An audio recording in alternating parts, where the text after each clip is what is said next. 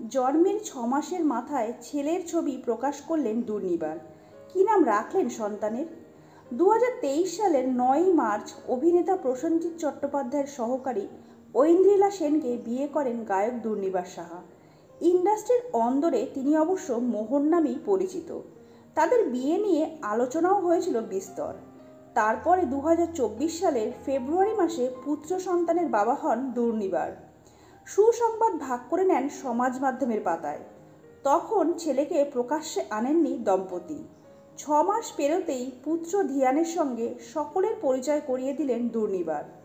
বাবা মায়ের মাঝখানে ধুতি পাঞ্জাবি পরে ছোট্ট ধিয়ান। দুদিক থেকে আদর করছেন দুর্নিবার, মোহর।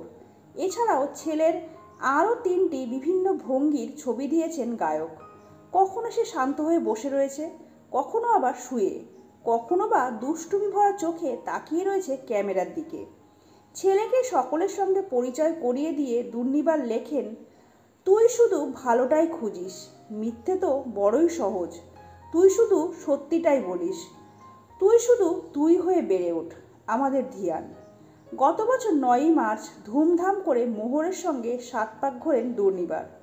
নিজেদের প্রেমের কথা বারবার প্রকাশ্যে বলেছেন তারা। তবে এর আগে মীনাক্ষী বন্দ্যোপাধ্যায়ের সঙ্গে বিয়ে হয়েছিল দুর্নিবারের। মীনাক্ষীর সঙ্গে বিচ্ছেদের পর মোহর ও গায়কের সম্পর্ক নিয়ে কম বিতর্ক হয়নি। মোহর এবং দুর্নিবারের সম্পর্ক নিয়ে যতই বিতর্ক হয়েছে, সব কিছুকেই বরাবরই বুড়ো আঙুল দেখিয়ে এসেছেন তারা। অন্তত তাদের সমাজ মাধ্যমের পোস্ট তেমনই ইঙ্গিত দেয়।